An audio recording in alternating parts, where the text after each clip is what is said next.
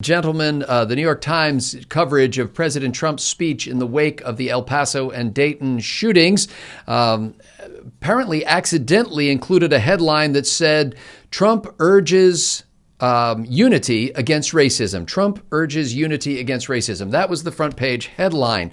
That resulted in a Twitter storm that had people canceling their subscriptions to the New York Times and had the executive editor of the Times call a all hands on deck meeting to discuss the mess. And they tried to figure out what to do about it. Stephen Green, this is fascinating to me because I actually went to school for journalism and we used to look up to the New York Times.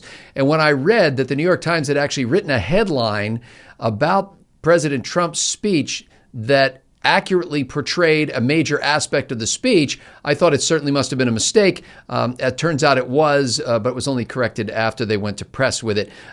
Steve, they changed the headline from Trump urges unity against racism to assailing hate but not guns.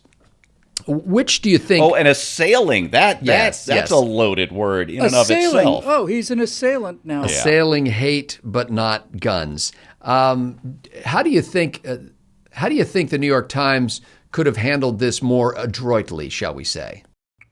Been a different publication for starters. That might have helped. Listen. My problem with the new Superman, what's the British actor's name who played him in Henry Cavill? Thank you.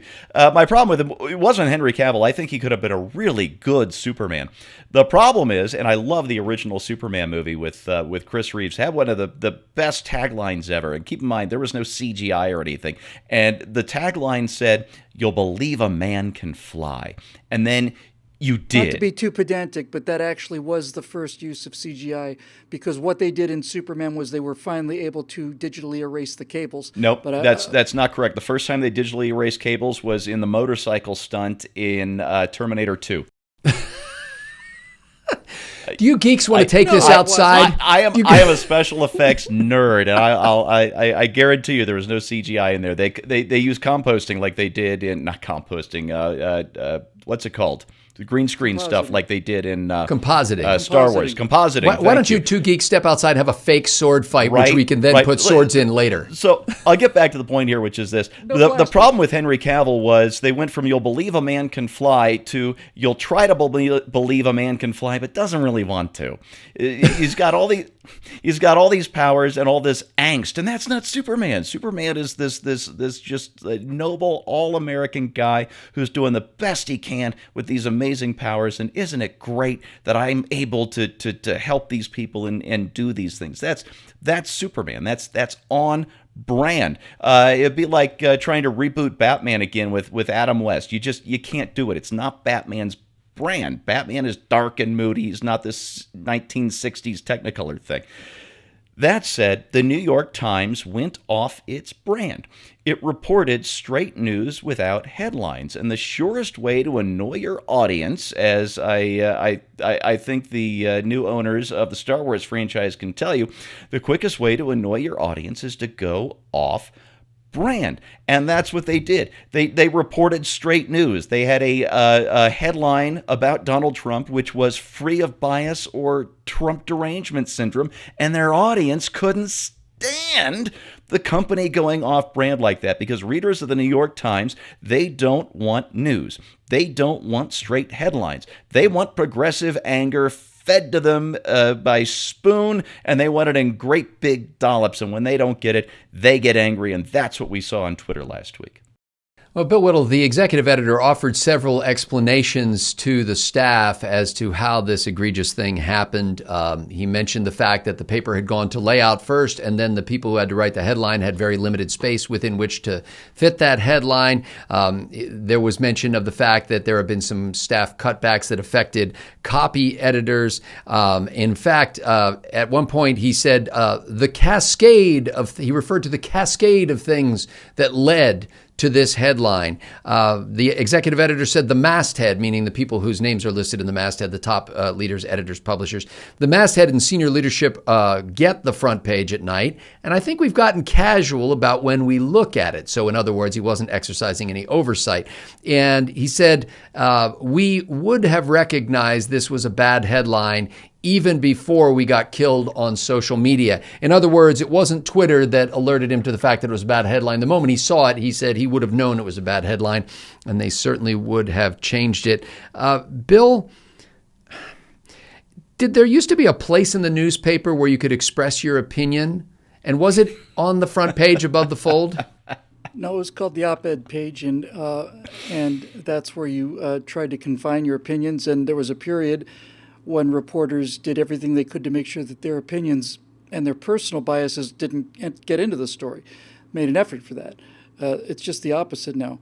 I think my contempt for the New York Times has continued to grow at a linear rate, but I think this story actually knocks me into exponential territory. I really do think that they are essentially, because here's the point about this, and this may sound like splitting hairs to you guys, but it's really not. Could you read the original headline again, Scott? Trump urges unity against racism. Okay, so they're not saying that Trump is. They're not saying that Trump isn't a racist. They're not talking about the man. They're talking about something the man said. It's not like somebody made a case that Donald Trump isn't a racist. God heaven forbid that should ever happen. That caused the end of the world in New York. But they weren't even saying that Trump isn't a racist. They were saying that he called for an end to racism, which he did. So look, this is just another pin on the board here, folks. You look out there in the world today and you think we have all of these problems. We have just this multitude of problems. We have the debt. We have this corruption. We don't. We have one problem in this country, and that is that we don't have a free press. If we had a free and fair press, then Hillary Clinton would never have been running in 2016. She would have been in jail. Richard Nixon would have been pulled for office, which it turns out he was, because the press was functioning then because he was a Republican. Every single thing you can think of, from the $25 trillion national debt all the way down to the testimony of I've forgotten her name now, with Kavanaugh. Christine Blasey Ford. No. Yes.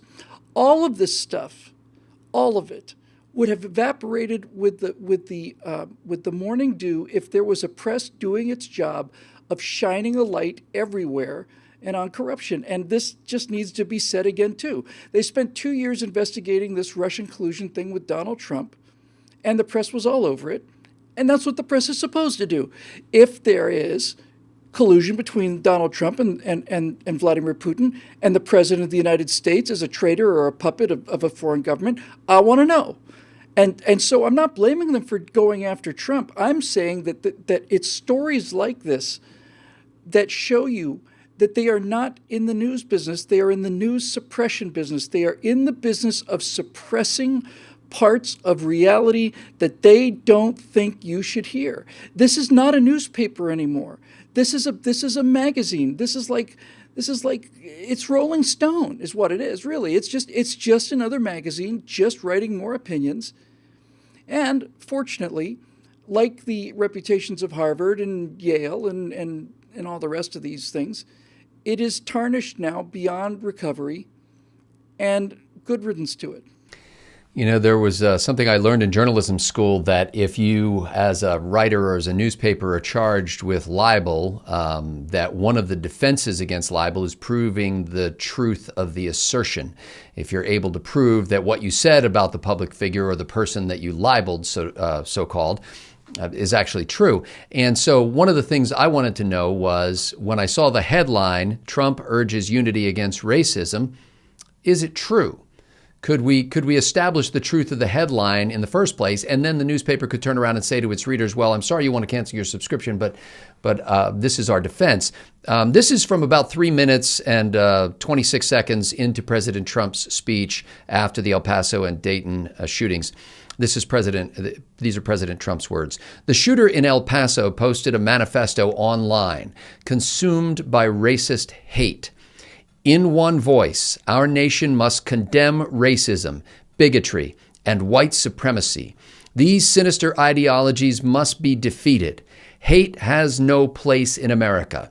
Hatred warps the mind, ravages the heart, and his 10-minute speech, almost 9 minutes into it, he said, "Now is the time to set destructive partisanship aside and to find the courage to answer hatred with unity, devotion, and love."